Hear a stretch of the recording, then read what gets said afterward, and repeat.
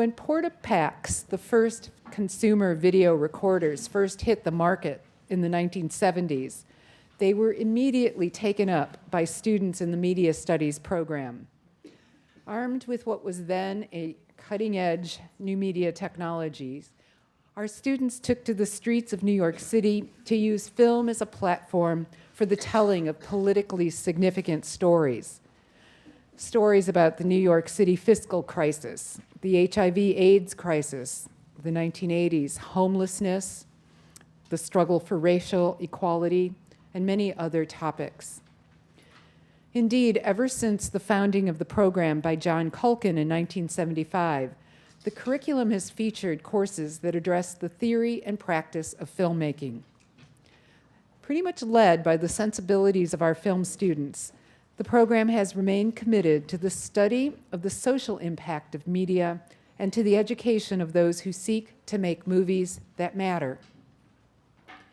Looking back on the history of the program and the history of media itself over the past 40 years, one can't help but be astounded by the rapid pace of change. We've kept up with that pace because the faculty are themselves deeply engaged in creative media making, filmmaking, and contemporary social commentary. I'm really eager to see these films tonight. This is not a part of the history that I'm well familiar with. I'm eager to watch the work of our talented students and to take a moment to reflect on the accomplishment of all those who've been a part of this program for the past 4 decades. But before I turn the program over, let me offer thanks to those who've worked so diligently to make tonight's event a success. So first to Deirdre Boyle, who has been part of the Media Studies program for 30 years, who's curated the selection of films we'll be seeing this evening. I'd also like to thank faculty member Rafael Parra for generously helping with the production of the film's screening reel and all things getting us ready for tonight's screening. Thanks also to the School of Media Studies staff members, Leanna Bailey, Tracy Verities, Larice Morgan-Eady, Chad Phillips, Janelle McKenzie, Rosalie McManus, Preet Panu, and the Red Dog production team. And please help me welcome Deirdre Boyle.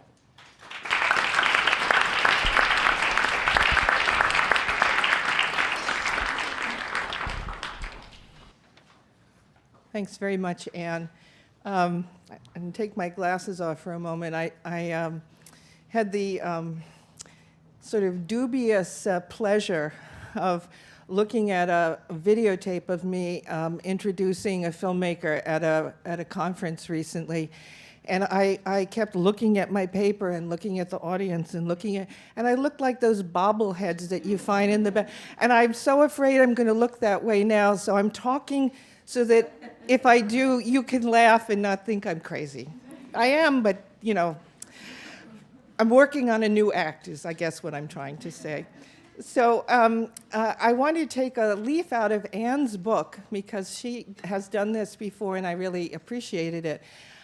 Could I see, I'm not going to ask anybody to stand up, could I see if there are any people here who were sent by the admissions office because they're thinking maybe they'd like to come to school here? Anybody?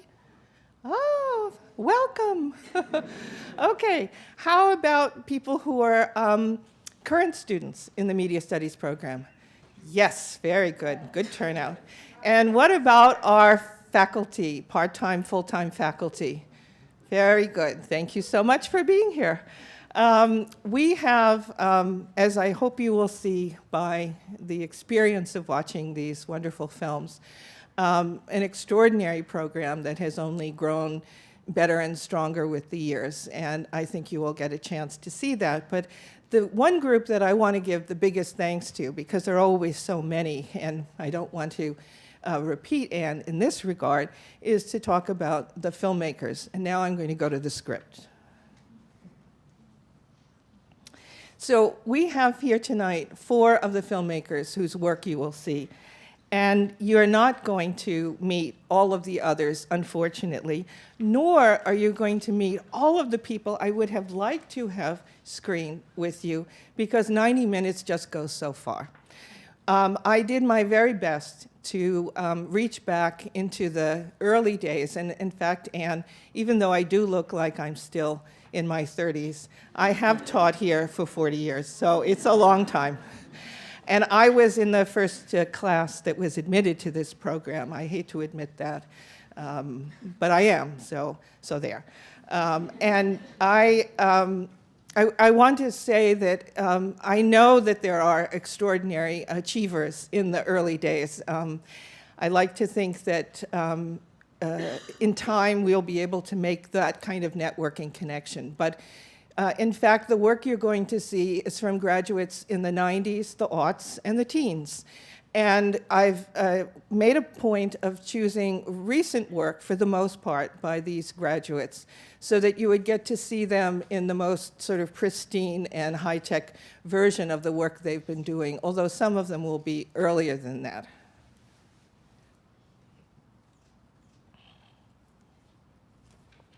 So here's where I get a little bit sentimental.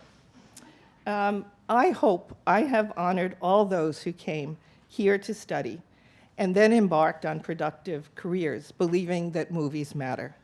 I want to thank them, all of them, some here and some not, for their hopes and dreams, for their hard work, and for risking failure and rejection and credit card debt, for persevering to do this crazy thing which we call filmmaking and some call art. When our students come to us, they know a little or a lot or nothing at all about how to make video and film. They arrive with ideas and images and ask us for help in bringing what is within them to light and in motion and in time. We do our best to encourage them, guide them, chide them, and ultimately push them out of the nest called school to fly on their own. Tonight, you will see work that has soared. We are very proud of our alums who have won so many prizes, grants, contracts, and all manner of accolades for their films and videos. They have outstripped our most extravagant expectations for them and left us in awe at their achievements. The 9 works you will see tonight are by 10 filmmakers. They are among our best and brightest, those who dared turn their imagination and their concerns for the world into a visible action. They did this by embracing the art of cinema as a lover does, with fear and trembling and an overwhelming desire that carries one across the threshold beyond the self to meet the unknown. The route to that transcendent place takes many forms. A seltzer man may hold the answer, or a handball game carefully observed in winter, or a tentative conversation between a mother and a daughter about family secrets and traumas, or the collaboration of a writer and a visual artist tracing vanishing outlines and memories of a shattered nation. Whether they have chosen to explore truth and beauty by creating a link between the art of the past and the technological edge of the future, or focused on lives denied, violated, or reviled, they have found striking ways to express what words alone cannot do.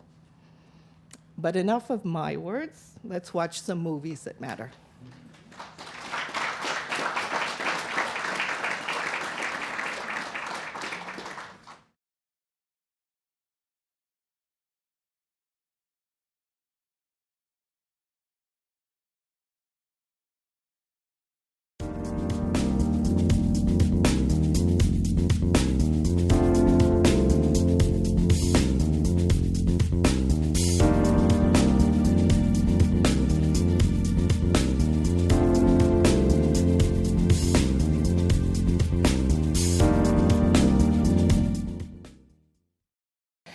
Alita Schode, Trinidad Rodriguez, Alexis Neoftidis, and obviously that's Tal Shamir. Alita, you want to say something about you?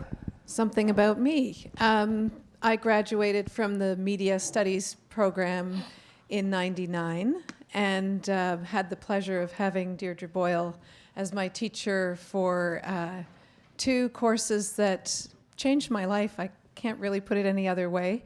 New Directions in Documentary in particular. I think it's got a new title now. But I got to see films that I didn't know were documentary, and it set me on a path. So it's great. It's really wonderful to be back here and to have been able to show Cyclone Portrait, which I completed soon after graduating. So it's super honor to be here, and great to see you all here.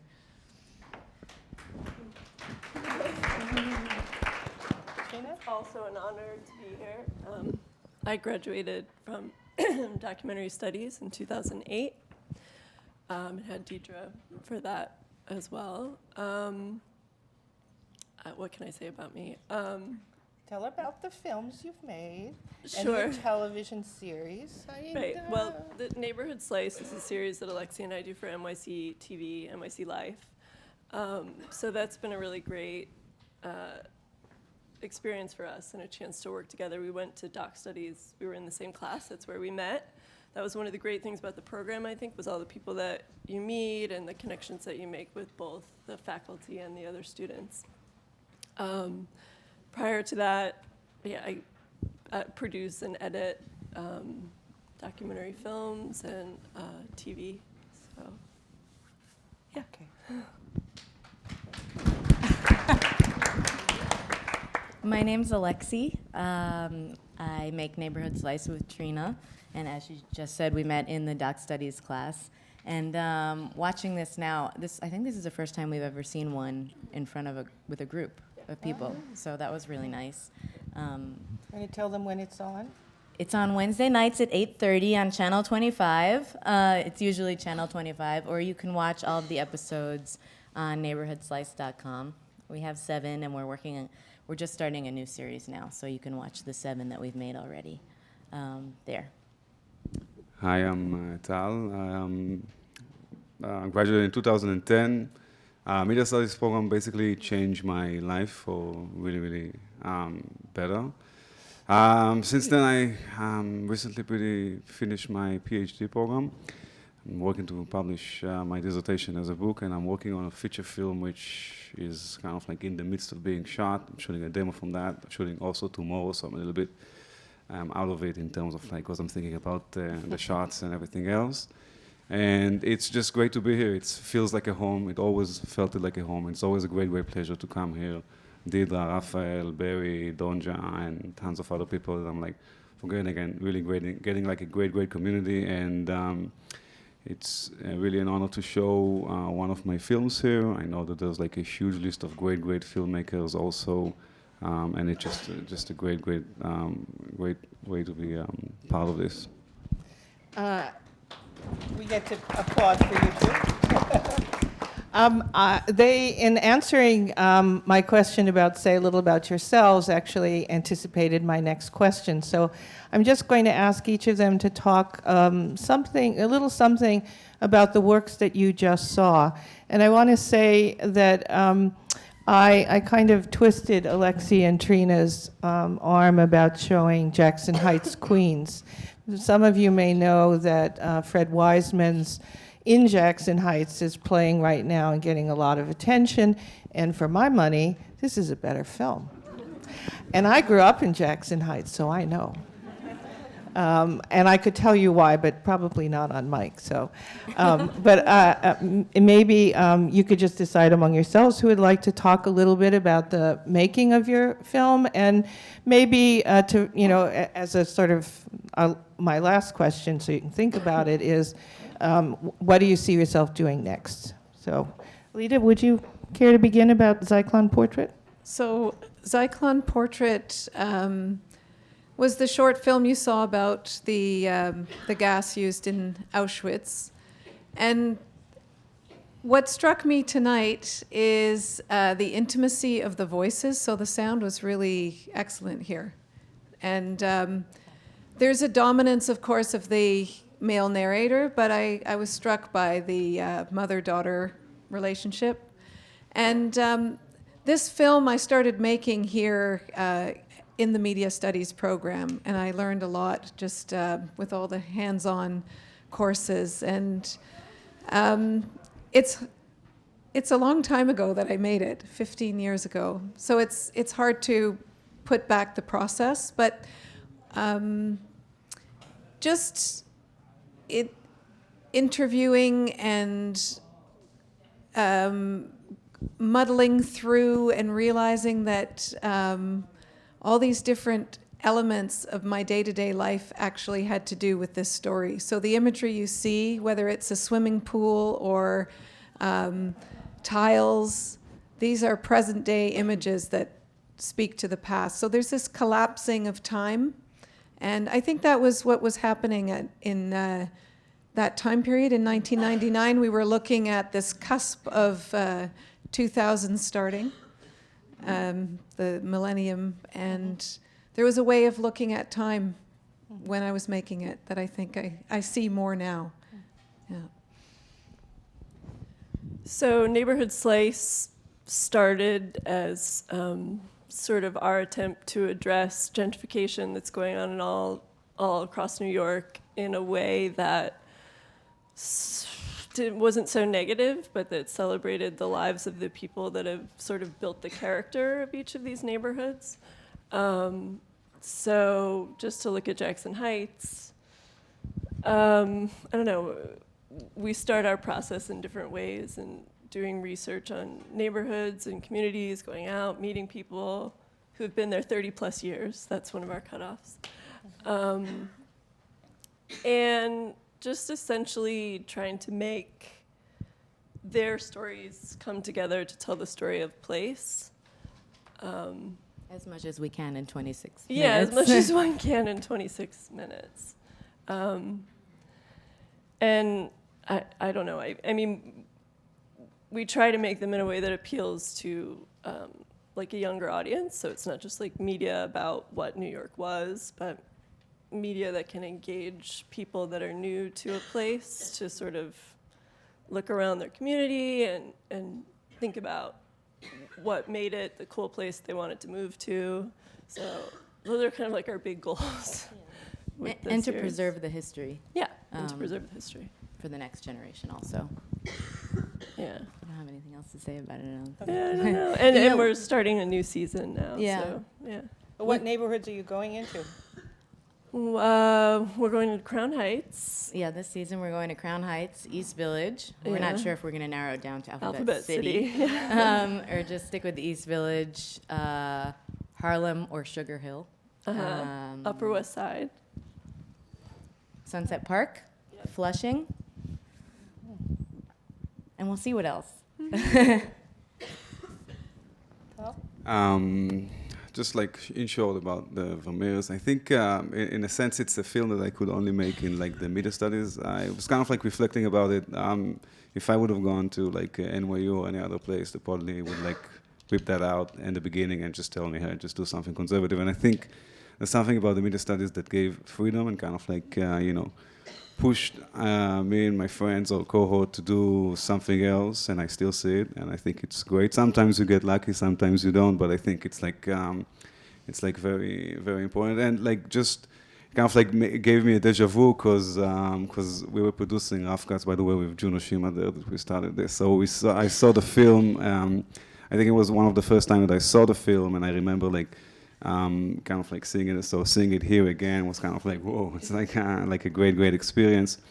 And what did I want to say about this? Anyway, it doesn't matter. But what I wanted to say now, like seeing it, and I haven't seen it in a long time, is like, I think the film still surprises me, and I think it's good. I mean, and that's kind of like the things I'm interested in, is kind of like just making things that, you see them and like kind of like, whoa, it surprises you. I didn't expect that for whatever, direction or orientation. And, sometimes you do something and it doesn't work, and sometimes you get lucky and it does work. Whoever it works, it's great. Whoever it doesn't, no worries. But I think, and that's something that like the media studies is really pushing on, and I think it's great, and I'm kind of like cherishing that and now seeking more although traditional narrative film that I'm working on, but still seeking that thing that will surprise me in everything, even if it's like a more traditional type, but still looking for that. So. And you're working on a feature film now? Yes, and so I'm shooting like a demo for it. So yeah. To raise money.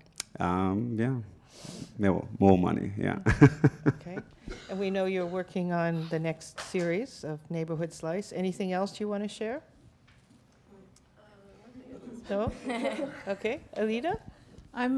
I haven't been working on stories about genocide for the last 15 years, but I have strangely found myself returning to the subject. So I'm working right now with a survivor of the genocide against the Tutsi, and so together we're collaborating on telling her story. So now I'd like to open the floor to anybody who would like to ask a question or perhaps make a comment. And our wonderful technician, Manuel, has the microphone. So if you would put your hand up and he'll come to you, and you're welcome to ask anything you'd like or say what you'd like. Don't all speak at once. Bill Pace, who is one of the great contributors to the process of selecting the films. Thank you. I wanted to ask about the Jackson Heights piece. How do you approach doing one of these things? How do you go into the community and find the people, the characters that carry it? Some of the neighborhoods we know, but a lot of them we don't know. And Jackson Heights we didn't know at all. But we fell in love with it and we're sure that we wanted to do an episode about it when we visited. We started Googling things. We emailed a whole bunch of friends, people who we knew had lived in the neighborhood. Some friend of a friend of a friend's coworker told us about the Men and Women's Club. So we went there, and we met Joe, and he was awesome. And then, I don't remember how, we knew about the Sorry Place. We walked around. Yeah. Yeah, and actually, you see it for a second, the travel agency. That was the first place we went because it just looked so old and cool. And they told us about the Gold Company, and the Gold Company told us about the Sorry Company. So it's just sort of, you just walk the sidewalk, essentially. And then at the end, we didn't have any representative from any of the Colombian part of the neighborhood, and we felt like we needed that for the story because it was such a big part of the community. It's So the then- majority community now. Yeah. The Latin community, not just Colombians.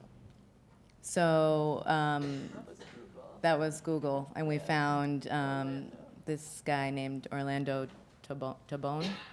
And met him, talked to him on the phone, and he introduced us to Mercedes, and she was great.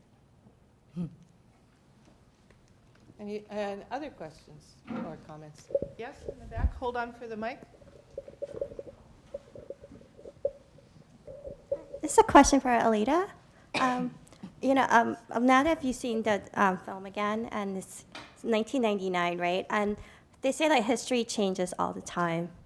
And jumping off, your colleagues over there, we're in the era of Googling, and there was less Googling in 1999. It was just the beginning.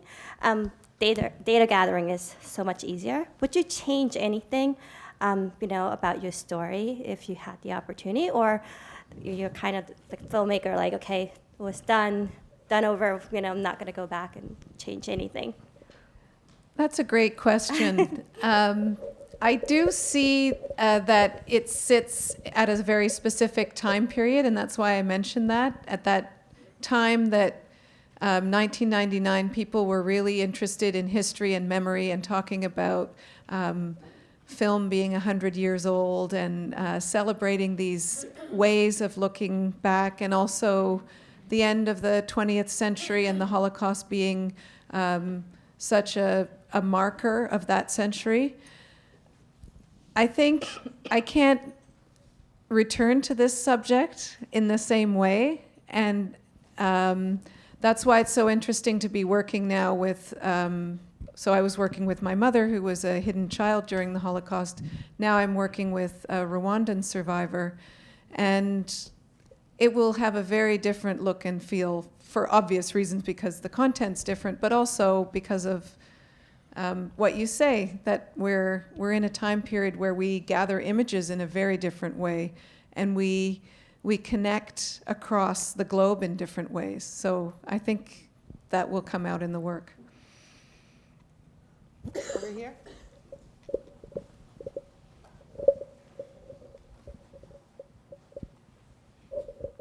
Hi, this question is also for Alida.